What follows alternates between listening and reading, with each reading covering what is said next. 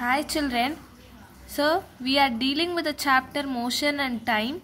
In the last class we saw some problems of speed. Okay. So now speed means distance by time. If the distance and time is known, I can calculate the speed. Okay. So what is this distance? What is this time first of all? We have already seen that in your refreshing classes, right? Distance means the total length covered between the starting and ending point. If I am going from one point to another point, let us call this as A and B. What is the total distance covered by the person to reach the destination? Okay, the total length will be my distance. Also we saw about your displacement. Displacement means the shortest route. Okay, if I wanted to reach to any place, I will always choose the shortest route. I will not be taking the total length. I will instead choose the shortest route. This we always do. If you are going to school daily from your home, you will choose the shortest route path. Correct? So that is called as your displacement. That is the shortest distance between the starting and ending points. For better understanding, look at this examples. So here a person is starting at the point A. Okay? At point A, he goes 2 meters north. He goes 2 meters north first. Then 4 meters towards your east. And then 6 meters towards your south. And then again 3 meters in the east. And then again 3 meters in the north. Now where is the person in the location B? So if I ask you to calculate the total distance, what you will do? You would sum up all the distance covered by the person to reach the location B. So distance is equal to 2 plus 4 plus 6 plus 3 plus 3. Totally 18 meter is the distance. This we have already seen during your refreshing classes. And then this is another example where the path of traveling is a circle. Okay, it is not a straight line. The path of traveling is a circle. Like your ground, you go around the circle in the circle path. So they are asking you to calculate the distance and displacement. So a person is standing in the location A and he covers 2.5 round. So what he will do? From the location A, he goes and comes again to the point A so that he completes 1 round. And then again he comes to the point A, he completes 2 rounds by now. So they are telling us that he completes 2.5 round. So what will happen? He covers another half of the circle and he comes to the location B. Thereby he completes 2.5 rounds. Clear, my dear children? So this is a circular track and the person goes 2.5 rounds means if he starts from the point A, he rounds the circle and then stops at the point B at the end of 2.5 rounds. Now what would be the total distance? 2.5 times of your circle. The displacement means it is the shortest route. So what is the shortest route in this case? This is point A and point B. Starting point and ending point. So the shortest distance will be half of the circle. So 0.5 times. Understood? Did you understand now that what is this distance in the calculation of speed? Next, let us see about the time calculation. Okay. Now, how do we see the time? How do we get to know the time? If the earth completes one revolution around sun, we call it as 1 year. Yes or no? One sunrise and one sunset will give us the account of 1 day. So, initially people were calculating time with respect to the movement of the earth and sun. So now we have so many methods to calculate time. Wall clock, table clock, watches, digital clock, sundial and moon dial. What is this sundial and moon dial? It means with respect to the sun's shadow and moon's shadow, we are able to tell the time. Water clock and sun clock, shadows, even the human shadows also will help us to tell the time. If the shadow is too long or too short, we have already learned this in grade 6. With respect to the shadow, we can tell the time. So ancient people were initially determining the time with these instruments only. Moon dial, sun dial and shadows. So the unit of time, we have it as seconds, minute, hour, day, week, year and century. So these are all the other units of time. There is because I can even tell the 1 week is also a time period. 1 year is also a time period. But the smallest time unit is your seconds. That is the least of all these things. Okay. So another one important clock which was invented by a great scientist in physics was Galileo Galilei, who found the pendulum clock. Okay. Pendulum clock, sundial, moon dial images are in your textbook, my dear children. You can refer to that. What is a pendulum? A pendulum is nothing but a bob will be tied to a thread and it will be hanged from a stand. In grade 6, I have brought the pendulum to our class and I demonstrated to you. Do you remember that, my dear children? There was a small grand mast bob which we hang it using a thread and I tied it to a straight, stiff stand. And after tying, I will push the bob. It starts to swing like your swing in the playground.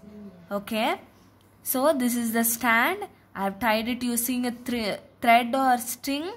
And this is the bob. Bob is nothing but a weight, an iron or a steel or any mild steel grammed mass. It will have some weight of few masses like 0.5 gram or 0.25 gram. Very less weight bob. Okay.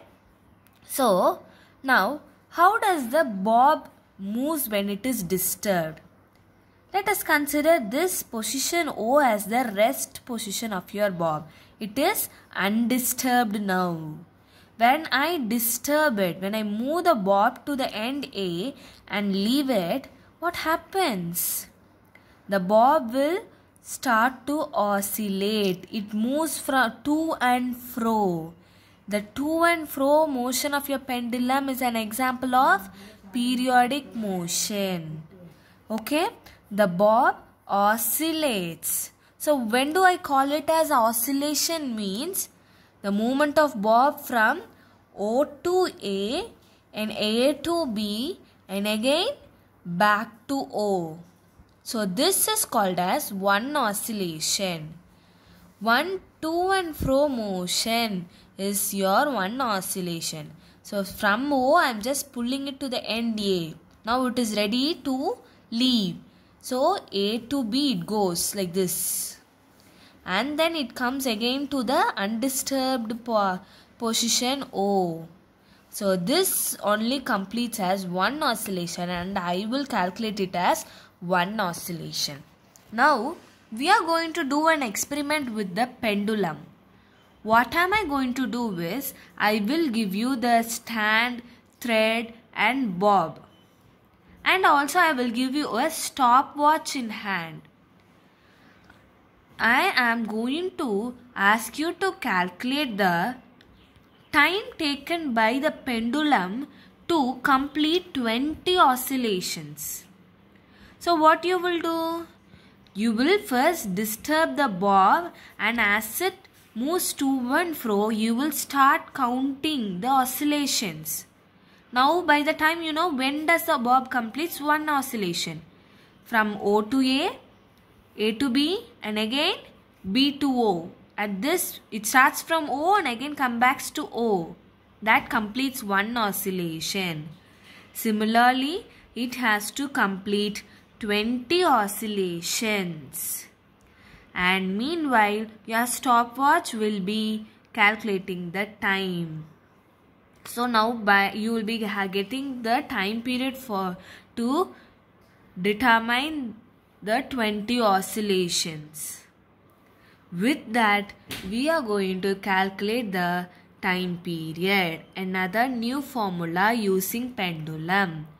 So, to calculate the time taken by the bob of your pendulum to complete any number of oscillations will be calculated using this formula.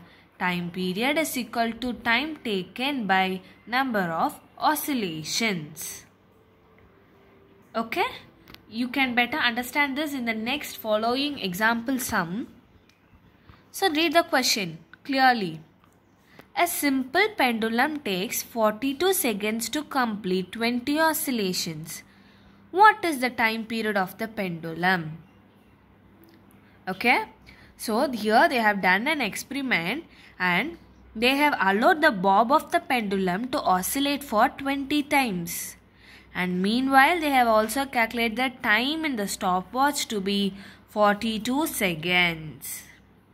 Do you remember this? We have already done in your 6th standard. The same thing I have framed as a question, and we are going to calculate the time period.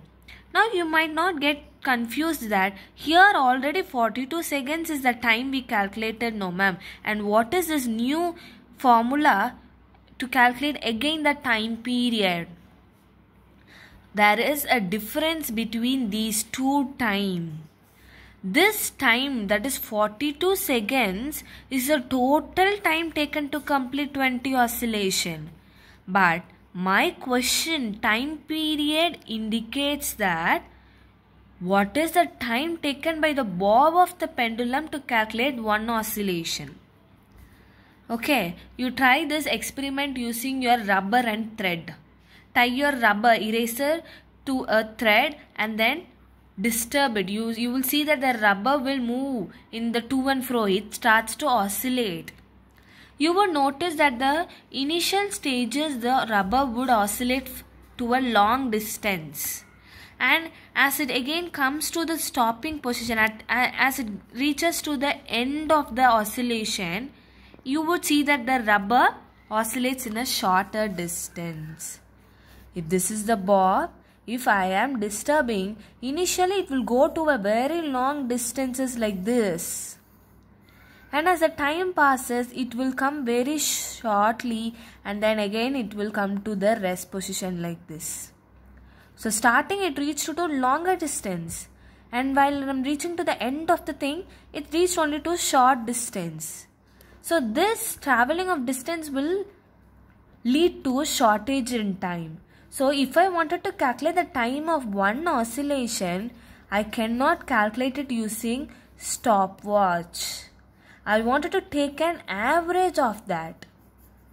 That is why I am allowing the bob to complete 20 oscillations and I am calculating the total time for the 20 oscillation.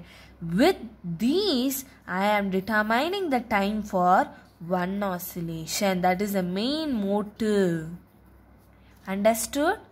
So, if I get to know for few oscillations the time period, I can easily give the average time taken by the bob for one oscillation. Since the bob does not oscillate in the same distances throughout its entire journey, I am taking the average. Understood, children? So in this question, the time taken for the total 20 oscillation is 42 seconds. What will be the time period? The word time period indicates that you can tell for one oscillation. Okay. Time taken by number of oscillation. 42 by 20. So 2.1 seconds it takes to complete one oscillation. So this is also another method of calculating time using your pendulum. Okay, children, nowadays we have everything in our hand itself. The watches, when hand watches will give you the exact timing. But in ancient days, they had the pendulum clocks also to tell the time. You should be knowing how to calculate time from a pendulum. That is the concept behind this. Okay. So, I am going to send you another video which was used as an ancient method to calculate time. You can watch that also. And today's homework will be an assignment to write or collect information about the various time measuring devices used across the world. Can you see here? Wall clock, table clock, sundial, moon dial, water clock, pendulum clock. All these are all the various time measuring instruments used by the people from the ancient time. You need to collect the information of it. Minimum 7 instruments. That is going to be your assignment. You can refer your old books and you can even search in the net for it. Do the homework in your homework note. Okay, children? See you in the next class. Thank you. If you have any doubt, call me.